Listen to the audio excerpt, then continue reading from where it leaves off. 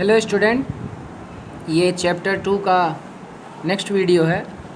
इससे पहले हम लोगों ने ऑपरेटिंग सिस्टम का बेसिक पढ़ा था कि ऑपरेटिंग सिस्टम क्या है, तो ये इसका सेकेंड वीडियो है। देखिए, इसमें हम पढ़ने जा रहे हैं हिस्ट्री ऑफ ऑपरेटिंग सिस्टम, मतलब ऑपरेटिंग सिस्टम का इतिहास क्या है, कैसे स्टार्ट हुआ, ठीक है, कैसे कैसे उसमें डेवलपमेंट आए और आज तक के ऑपरेटिंग सिस्टम का क्या जर्नी रहा है डेवलपमेंट का। तो देखिए, लिखा है कि पहले जो कंप्यूटर होते थे उसमें कोई ऑपरेटिंग सिस्टम नहीं होता था। उस समय के जो कंप्यूटर होते थे बड़े प्रिमिटिव थे, मतलब बहुत ही स्टार्टिंग फेज़ में थे, बहुत कम काम कर सकते थे, ज़्यादा फंक्शनिंग नहीं थी। केवल एक आदमी एक कंप्यूटर पे एक बार में काम कर सकता था, मतलब एक ही काम हो सकता था। जैसे आज के सिस्टम की तरह नहीं है कि आप मल्टीपल वर्क को एक साथ कंप्यूटर पे परफॉर्म करते हैं, ऐसा वह नहीं था। अच्छा, आज के समय में ऐसा भी है कि एक सिस्टम को कई लोग एक्सेस करते हैं, तो ऐसा चीज़ें नहीं थी वहाँ पे। मतलब एक आदमी एक बार में कोई कंप्यूटर पे कोई एक ही काम कर सकता था एक समय में। सारे जो रिसोर्स थे कंप्यूटर के वो ख़त्म, मतलब धीरे धीरे जैसे आपने जितना इस्तेमाल किया उतनी देर ही उसका आउटपुट मिला, ठीक है। तो ये चीज़ें बता रहा है।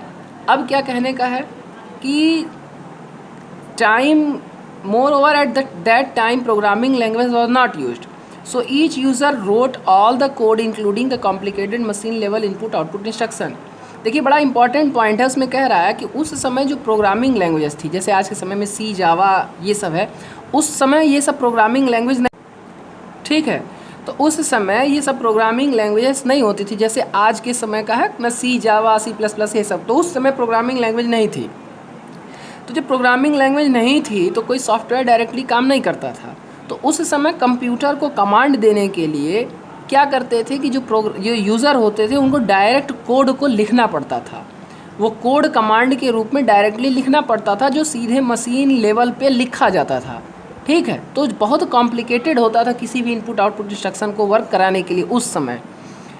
तो कह रहा है कि ये सब प्रॉब्लम से बचने के लिए या इनसे उबरने के लिए input output control system develop किया गया, जो शॉर्ट में IOCS कहते हैं।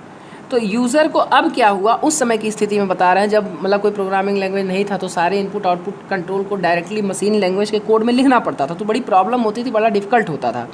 तो उस समय थोड़ा सा अपने आप को राहत देने के लिए उन लोगों ने input output control system generate किया या डेवलप किया उस टाइम पे। तो यूज़र को क्या हुआ, थोड़ी सी हेल्प मिल गई। अब इनपुट आउटपुट इंस्ट्रक्शन उनको लिखने की ज़रूरत मशीन लैंग्वेज में डायरेक्ट नहीं पड़ती थी, अब ये डायरेक्ट IOCS को इस्तेमाल करते थे। इससे क्या हुआ, थोड़ा सा उनका काम आसान हुआ और प्रोसेसिंग जो है इस कोडिंग की वो थोड़ी सी फास्ट हो गई। IOCS जो है यहीं से माना जाता है कि आपके ऑपरेटिंग सिस्टम का कंप्यूटर में प्रादुर्भाव करता है या स्टार्टिंग होती है।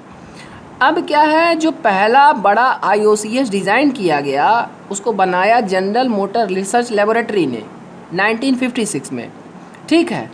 किस चीज़ के लिए, अपने IBM 701 मेन फ्रेम कंप्यूटर के लिए। जनरल मोटर रिसर्च ने 1957 में IBM 701 मेन फ्रेम के लिए अपना पहला IOCS बनाया, ठीक है। तो इसी को पहला ऑपरेटिंग सिस्टम माना जाता है। तो ये रहा इतिहास का थोड़ा सा पॉइंट, ठीक।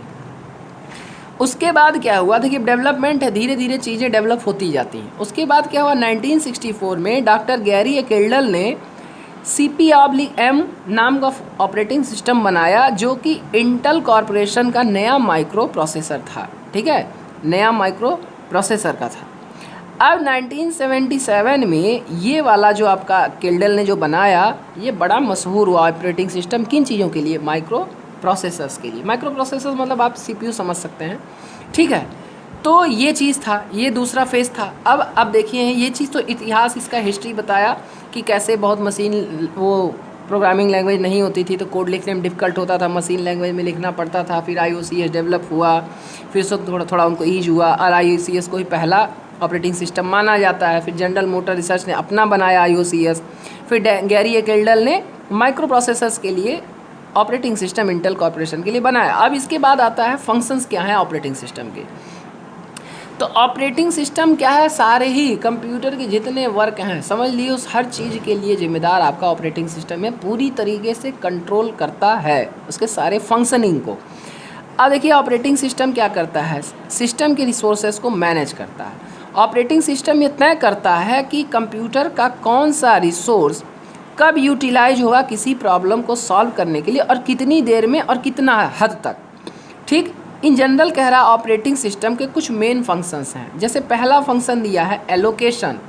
वैसे तो एलोकेशन का मतलब होता है किसी चीज़ के लिए कुछ निश्चित कर देना, बांटने से संबंधित है। बट ऑपरेटिंग सिस्टम क्या करता है, इनपुट आउटपुट डिवाइसेस और सीपीयू के जो वर्क हैं उनके किसी स्पेसिफिक एप्लीकेशन के अकॉर्डिंग जितनी उनकी रिक्वायरमेंट है उस हिसाब से रिसोर्सेज को क्या करता है, एलोकेट कर देता है, मतलब उनको मुहैया करा देता है। ये क्या करता है जो ऑपरेटिंग सिस्टम, ये क्या करता है जो फ्लो ऑफ डाटा है एक डिवाइस से दूसरे डिवाइस के बीच में, उसके फ्लो को भी कंट्रोल करता है। तो ऑपरेटिंग सिस्टम जो आपके डिवाइसेस हैं उनके बीच में जो फ्लो ऑफ डेटा उसको भी कंट्रोल करता है। और ये जो लिंक है वो ड्राइवर प्रोग्राम के थ्रू मेंटेन होती है। ठीक है, सारे ही इनपुट आउटपुट सिस्टम के अपने खुद के ड्राइवर होते हैं। तो देखिए पहला मेजर फंक्शन हुआ इसका एलोकेशन, कि कितना रिसोर्स किस सिस्टम को कितने टाइम के लिए एलोकेट करना है इनपुट आउटपुट कंट्रोल सिस्टम के लिए किसी स्पेसिफिक वर्क के लिए। इसके अलावा डेटा फ्लो को भी कंट्रोल करना होता है। दूसरा मेजर फंक्शन है प्रोग्राम एग्जीक्यूशन, किसी प्रोग्राम को एग्जीक्यूट करवाना मतलब वर्क करवाना। तो ऑपरेटिंग सिस्टम क्या करता है, जो सॉफ्टवेयर प्रोग्राम आपके कंप्यूटर सिस्टम में स्टोरेज डिवाइस में स्टोर हैं उनको क्या करता है, लोड करता है। ठीक है, कहाँ, मेमोरी में, और इसको एग्जीक्यूट कराता है, मतलब रैम के अंदर उसको लोड करता है। और रैम क्या करता है, सारे ही सॉफ्टवेयर जो हैं उसको रन कराने में हेल्प करता है। इसके अलावा जो तीसरा बताया हुआ है एरर हैंडलिंग। इसे एरर हैंडलिंग से पहले आप, अच्छा ठीक है, एरर हैंडलिंग ही पहले पढ़ते हैं। एरर हैंडलिंग क्या है कि ऑपरेटिंग सिस्टम कुछ एरर मैसेजेस जनरेट करता है जब आपके प्रोग्राम एग्जीक्यूशन में कोई प्रॉब्लम आती है। जैसे कभी कभी होता होगा, आपने कंप्यूटर चलाया होगा कि कोई आप काम कर रहे, जैसे देखिए एक एरर मैसेज दिखाया कि विंडो एक्सप्लोरर इस समय क्रैश कर गया है, वर्क नहीं कर रहा है। तो वो एक एरर मैसेज दे रहा है, आप इसको बंद करेंगे, रिफ्रेश करेंगे और फिर से स्टार्ट करेंगे तो सही हो जाएगा। ठीक है, इसके अलावा डेटा मैनेजमेंट है। डेटा मैनेजमेंट का क्या काम है कि कंप्यूटर मेमोरी में स्टोरेज डिवाइसेस के अंदर, जो स्टोरेज डिवाइसेस के अंदर कंप्यूटर मेमोरी है उसमें डेटा को स्टोर करना, उससे रिलेटेड सारे फंक्शन क्या करता है, ऑपरेटिंग सिस्टम परफॉर्म करता है। इसके अलावा आता है आपका फाइल मैनेजमेंट। ऑपरेटिंग सिस्टम एक फाइल मैनेजर की तरह भी काम करता है।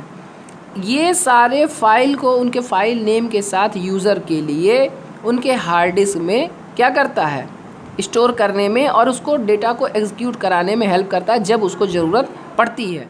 तो फाइल मैनेजर क्या करता है, फॉलोइंग इन्फॉर्मेशन को स्टोर करता है किसी फाइल या फोल्डर में। इस तरीके से देखिए फाइल टाइप क्या है, मतलब फाइल किस टाइप का है, NTFS है, FAT है, कैसा है। ठीक है, लोकेशन D ड्राइव में, C ड्राइव में, E ड्राइव में आपको कहाँ सेव करना है। ठीक, फाइल साइज यानी कि कितना बड़ा फाइल है, 2 MB का है, 10 MB का है, 1 GB का है, 5 GB का, जैसा है वैसा उस हिसाब से। फाइल एक्सेस, फाइल का एक्सेस किस प्रकार होगा, जैसे कोई आप सिर्फ उसको रीड कर सकते हैं या उसको राइट भी कर सकते हैं या रीड राइट दोनों कर सकते हैं। ठीक है, डेट कब उसकी बनी, लास्ट एक्सेसिंग डेट क्या था, लास्ट इंट्रैक्शन उस डेटा फाइल से कब हुआ। तो ये सारे चीज़ों का मैनेजमेंट, फाइल मैनेजमेंट का जो काम है वो सारा ऑपरेटिंग सिस्टम करता है। इसके अलावा मेमोरी मैनेजमेंट का भी वर्क करता है। आप जानते हैं कि कंप्यूटर में, कंप्यूटर क्या है, computer memory can hold and execute several program at same time. मतलब कि जैसे रैम के अंदर आप एक ही समय में बहुत सारी चीज़ों को पुट करते हैं, इनपुट देते हैं और एक ही समय में बहुत सारे काम होते हैं। तो मेमोरी मैनेजमेंट का काम भी वही करता है कि कितनी देर के लिए किस प्रोग्राम को कितनी मेमोरी एलोकेट करनी है और कितनी देर उसको चलना है।